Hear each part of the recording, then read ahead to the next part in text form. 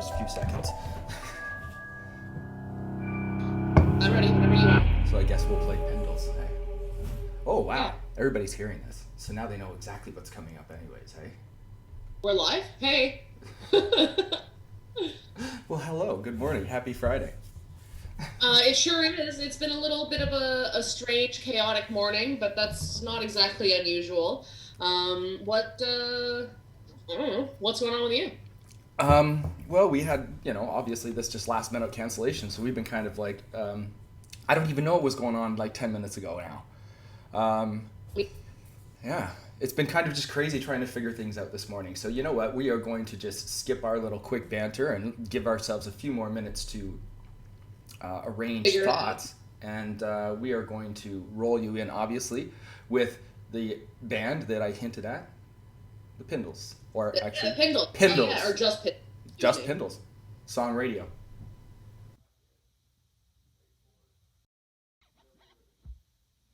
Hey, we're Pindles, and this song's called Radio.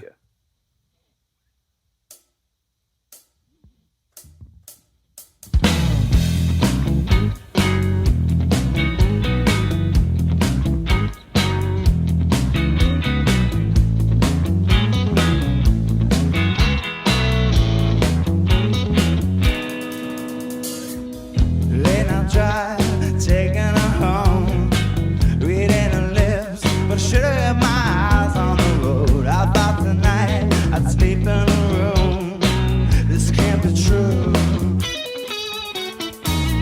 Traffic jam, I can't pull over, and I can't stand to look over my shoulder. And then what she said came out of the blue. It must be true. I heard it on the radio. Thought you were smarter than that. It's on the radio. Thought you were smarter than that.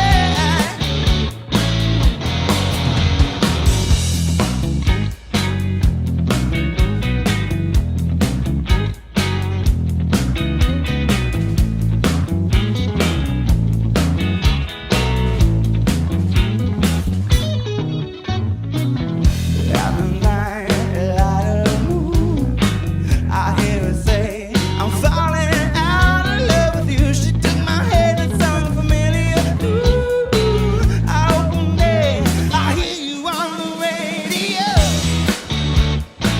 Thought you were smarter than that. It's on the radio. Thought you were smarter than that.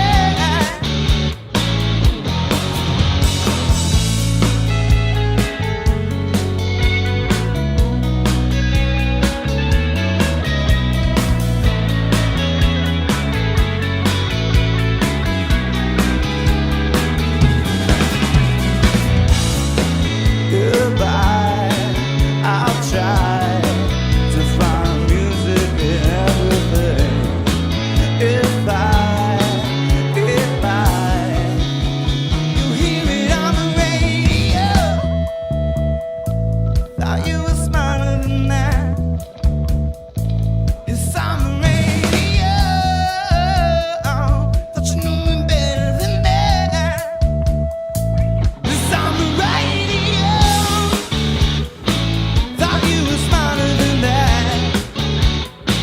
It's on the radio. Thought you were smarter than that.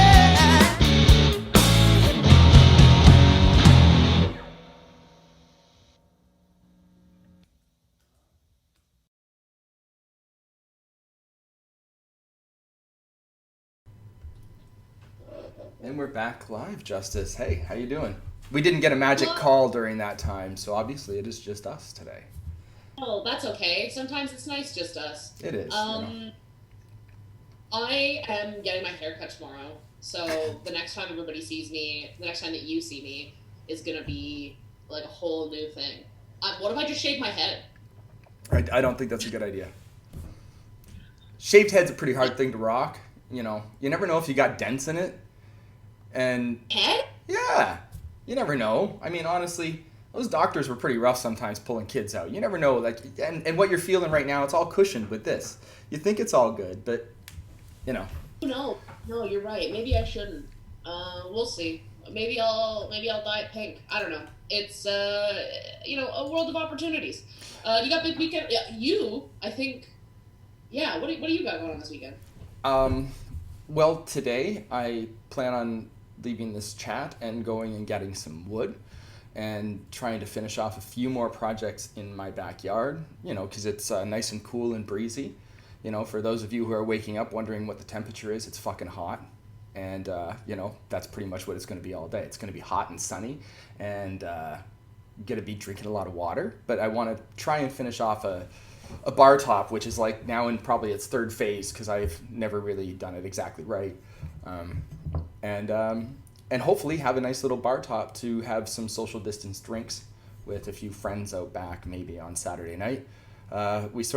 We have to see. Tonight is apparently date night, right? That's what Taryn's been posting about. So I saw your wife talk about that on Facebook, and I was gonna bring it up, but didn't know if that was like hidden from you. And yeah, she's right. She's posting it out, or she's just out going on a date with somebody else. That's maybe exactly what's going on. And I was blocked from the post. It's possible. Yeah, who knows? Yeah, so that's kind of my weekend. I don't have anything super big planned. I do know that AJ is doing another live stream, and he's starting to do some AVB stuff at the back of his house. He built a little patio, and his first guest is going to be none other than Al Yeti Bones. Right on. Yeah, so that's going to be kind of probably a Sunday morning. That's 11 o'clock, and so I'm going to probably tune into that. And if it's a nice morning and my bar is done, hopefully I'll be sitting and having a drink out back. That's kind of what I'm hoping. And I know you're reading a message that just came in, so I'm going to continue on with this. But if you are an older punk and enjoyed Canadian music, you'll know who SNFU is. And last night, Canada lost a big punk legend. Chai Pig passed away. So it was kind of some sad news to wake up to. I met Chai Pig when I moved out to Vancouver and started an art group called Fracture Industries. And Chai would come in and give us artwork for the show, and he'd hang out, and we'd talk a bunch of art and a bunch of music.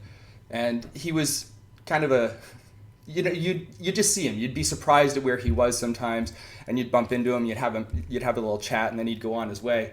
And one night I was talking with a friend, Steve Cole, in my studio, and I'm facing my kitchen, and I kind of turn around to my very large 16-foot windows, and it's kind of dark outside and I can't see, but there's somebody standing staring at me with these big sunglasses on and just like standing like a statue inside my garden, but like almost right against my window, and I can't totally see who it is because there's reflection from the inside because it's dusk.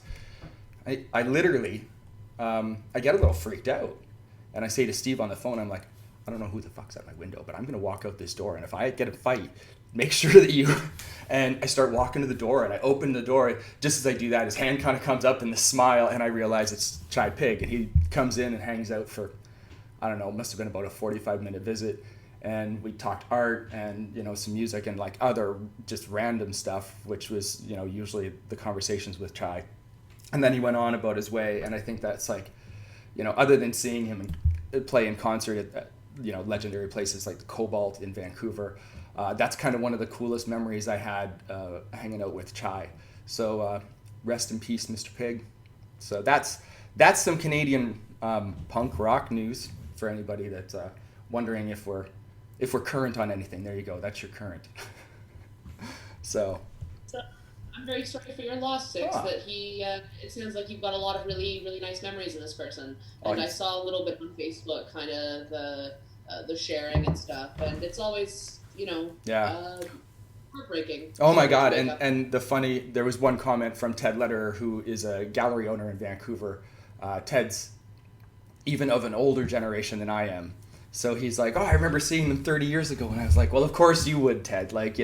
So it kind of even brings back, it brings back that circle. I'm reading a whole lot of people with a lot of great memories, and it's kind of, it's touching, but it's going to happen to all of us. So that's that. But what was our message there from our guest there? Before story. So we were supposed to have a guest this morning, but I just got a message saying that their internet was no longer working. But in fact, they're here now. Oh. So I'm very excited to introduce our guest this morning, a community activist, a prominent member of I'm going to say the activist community just because I'm running out of words. But Teajai Travis is here to join us, and I'm just going to let him in right now. And there you go. This is fun live production at home, hey? How she goes. Good morning. Yeah, we always got to do the connecting of audio, but Check, right. this is usually the fun part that we're doing during things like Pindles, and doing there we go. It'll probably come in now, and doing our morning banter. Hi, sir. How you doing? Hey, what's happening? Wow. Not much. We're so happy to have you with us today. Yeah. Yeah, I'm showing up a little late to the table. I hope I didn't miss out on breakfast. Well, we haven't got there yet. I mean, I'm still a little bit on coffee. Yeah, but you're looking very COVID clean. We were talking about how my mask that I wear puts a kink in my beard, and I got this long hair, and you have taken care of that. Hey? Oh, I was growing the COVID mustache. I did see that. Yeah. But my partner Bean, she wasn't very hip to it. You know, so eventually she won. Yeah. So here's a funny little true story to look into my life. My wife and I were taking a bike ride around the city last Friday night, and my wife's been kind of telling me, trim it off. It's 30 degrees. Like, cut it, shave it. It'd be great to see your face. I'd love to see your chin. And as we're riding, no less than about 5 men, kind of like guys who were sitting in their cars by the river, people who were riding by, hey man, nice beard, hey, nice beard. So I said to Taryn, I'm like, with this sort of external validation that I'm getting, I don't think I could be cutting my beard off. So I might just have to deal with the heat. Beard, I think it's dashing. Dashing. Yeah, dashing. So TJ, now that I've flattered Six appropriately, how have you been doing? How have you been sort of getting through COVID? You know what? It's been an opportunity for me to be creative without any barriers. I work with an organization called Arts Can Teach, and we go into elementary schools and we teach within their traditional curriculum using creative arts. And not doing that work, I've been off since before March break. Right. Wow. So I've been finding creative ways inside the little studio space that I'm sitting in right now. I've had this iMac sitting inside this office space for a long time with an interface, and now I'm finally using it, to produce creative works. So that's been one way to get over the COVID hump. Also, we have a puppy who's kind of a big dog now, but we've been able to spend a lot of time just hanging around the house with the dog. I started running, so I've got my running gear on right now because after this is done, I'm gonna head back out to the track. But that's for the most part, that's how I've been getting through. Using creative art as good medicine. That's awesome. Let's touch a little bit on the creative art and having an outlet like that. I love that you're teaching it to other people, but when you have that chance to take a breath and do it for yourself. And expand your own kind of creative horizons, or at least even add more inspiration into your own life from your own creativity. What have you been doing? When you say I've been producing, can you explain a little bit about what you're doing? Yeah, well, you know what? Really taking in the space around me that maybe due to all the things that we do on the day to day, we become a little less mindful of. So really digging into the space around me, but with what's been happening with Black Lives Matter and everything that is branching out of that, I've been creating creative works that are produced for children, but for the whole family. So I started a project called Storytime with Uncle TJ, Duke of Dress Up. Yes. And I've been taking on some of these issues that adults are online fighting about and trying to find a a safe, respectable, and digestible way for children to kind of understand. So I created a piece called "Why Are They Marching in the Street?" And it's a young girl, and she's sitting on her porch with her grandmother. She's asking her grandmother, why are people marching in the streets? And then the grandmother gives her a history of civil rights leading all the way up to today, giving her an understanding that the people who are in the street, they're fighting for the rights of everybody, and that outside of our TV and our superheroes, these people are real life heroes that are putting themselves on the line every day. So we respect those people, and we salute them in solidarity. And try to visit some of the nuances of those conversations in a way that children can understand, but also in a way that people who are really confused right now about what's going on, people who are feeling as though their rights are being taken away from them so other people can have rights, just try to balance out that conversation.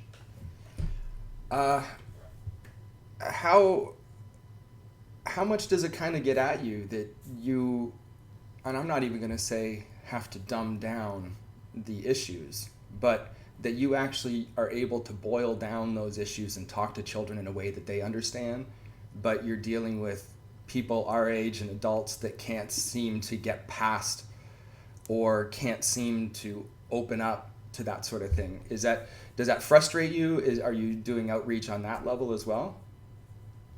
Well, just about the entirety of my social investment, I suppose, is in children. If the children can be turned on, then the world is going to follow them despite us. And oftentimes we find ourselves learning from young people. So if young people can get an even mind about what's happening right now, that really puts adults' feet to the fire when we're approaching, social justice. When we're talking about truth and reconciliation and how we move forward as a collective community. When people are spouting out about, well, all lives matter, and then there's people who are saying all lives can't matter unless Black lives matter, unless Indigenous lives matter. When you start to hear that coming out of the mouths of an 8-year-old, a 10-year-old, a 15-year-old, like a lot of the marches that we've seen as of recently with the Black Lives Matter, these are high school kids that are leading these marches, and there's thousands of them coming out. So the most reasonable thing for me to do as someone who identifies as an artist and a social justice activist is really make those investments in the young people. Absolutely. It's of the utmost importance. And I remember, TJ, we first met on the ABV podcast, and when we spoke, you were working with a community house, right? And running sort of after school programs for individuals. Is that something that you still work on? And if so, how has that sort of functioned through COVID? Well, like most things, it's become the game of adaptability. So the Bloomfield House itself has morphed into different creative projects and social projects that are being carried by the people who participated in that community. It's one of these situations where you have one of these leaderless movements, mm-hmm. where people gathered because they had creative thoughts, motivated by social change. So those Bloomfield House ideas, they live in all the people who participated. Like me, myself, my contribution is reaching people on online platforms, such as this, and really lending any knowledge that I've picked up along the way, to young people as they're moving forward.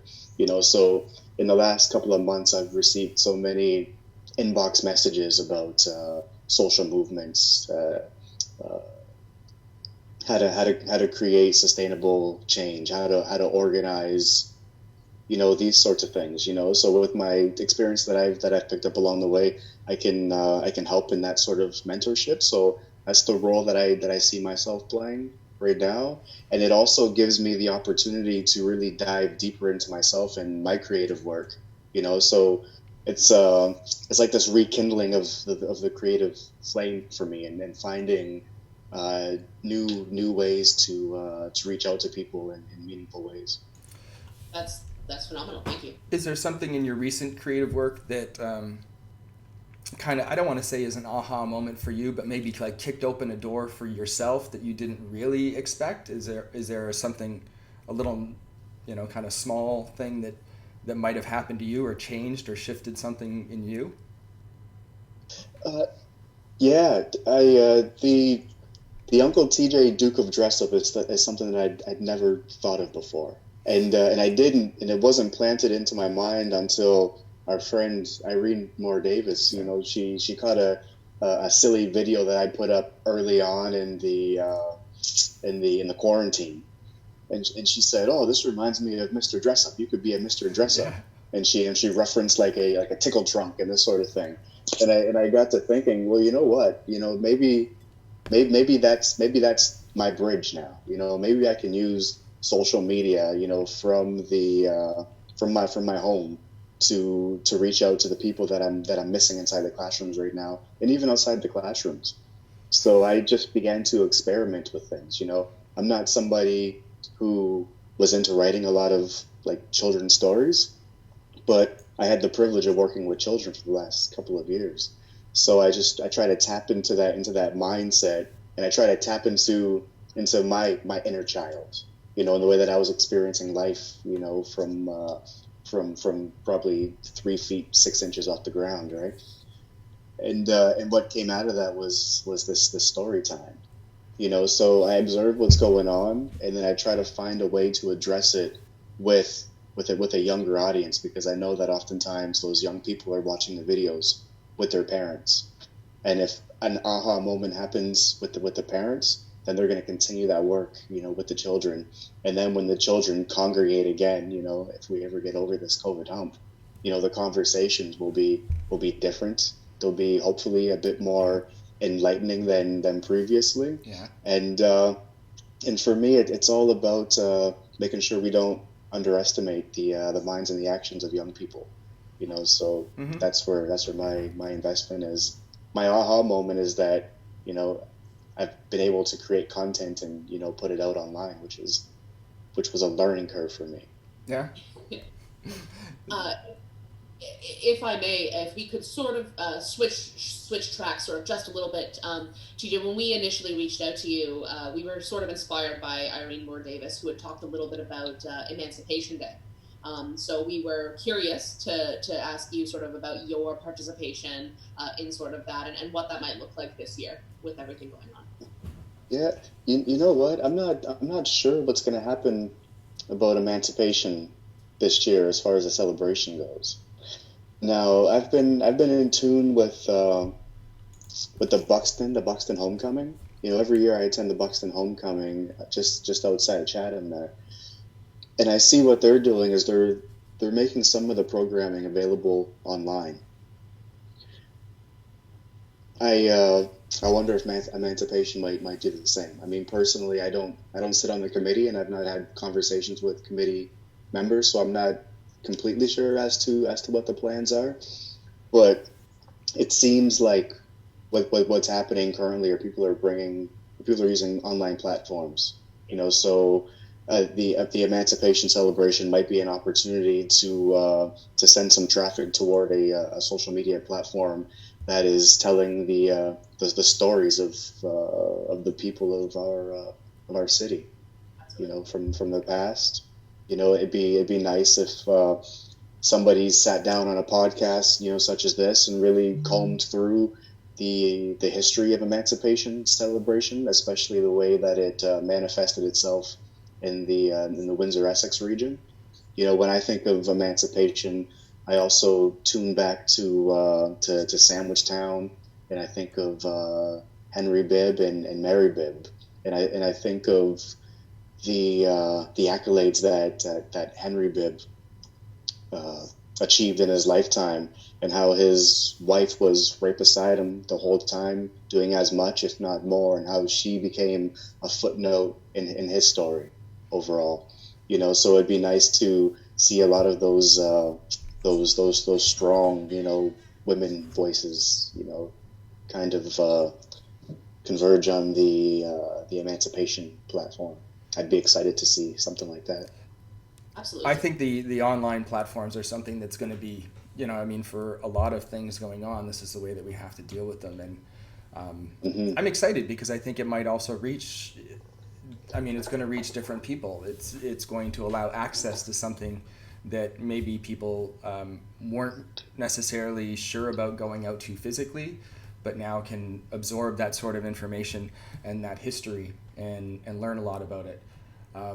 I also know, kind of scrolling through your page just prior, to the interview and doing a little bit, you signed up for a webinar, and there are webinars out there that Yes. that are helping people. Do you want to explain that just a little bit? Because webinars are webinars, but the one that you specifically signed up for helps. Yeah. To be entirely honest, Irene had shared it on her page, and I seen a few of the panelists who I admire, and so I registered right away. I've not even really looked through the website yet to see exactly what the content is going to be on, but I know if it's coming from the minds of the people who are sitting on that panel, it's going to be well worth the watch. Well, Yeah. So I don't want to stir anyone that's listening in the wrong direction by spewing from the most ignorant part of my mind. that's totally But, fair, but it really gives a nod to that, the kind of internet world that we live in, and putting trust in your circle. I obviously, through Irene and through yourself, I see things too, and that allows me to go and know that it's coming from a trusted kind of source. It's not, extremely skewed, which, kind of rolls me back a little bit to when we had you on the AVB podcast, the way that your candor and the way that you handle these discussions is amazing. And I love that you always kind of give a nod back to the elders, but you gave us a great story about the way that you grew up, and I believe your father, right? And he was also very active in the community and a great role model. And, this is kind of what comes out of that. So if we instill this early on with kids, and very much a nod to you for doing that work, then we get more people that grow up like this. And a little bit of concentration when they're young and a little bit of help goes a long, long way. So I appreciate, Tremendous. I appreciate the story. And if, if we could find that, it's a great talk on the AVB podcast that you gave. But I really enjoy listening to you talk because it's soothing and it's great and it's calm, and it definitely would help bringing a lot of these issues to children. So, I know that under your name here online, we have Teajai Travis Poetry. I wasn't able to catch you to figure out exactly what link, but I really want you to make sure that you either send it to us and we will put it in the description of this right away, or, make sure it hits the comments. We want people to check more of it out. Especially being creative and testing out new things. I liked, that you had a video with kind of multiple images that kind of floated in and out, and you were talking through it. And again, they're really nice. They're great. They're engaging, and it's something that people should be checking out. Thank you for all of that kindness.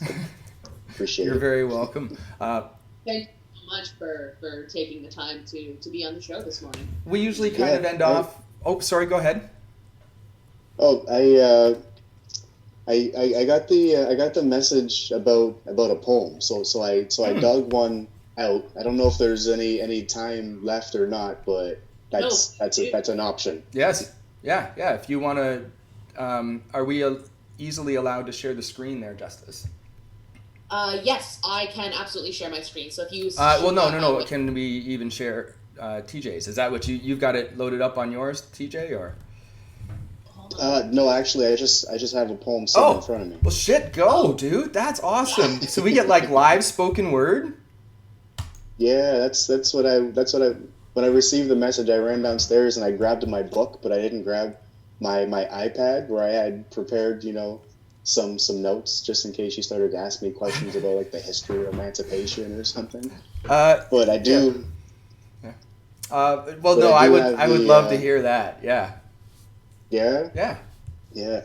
All right. Well, this piece is called 13 Going on Infinity, and it's a poem that will hopefully be featured in a documentary that's coming out called Our Truth, Our Story.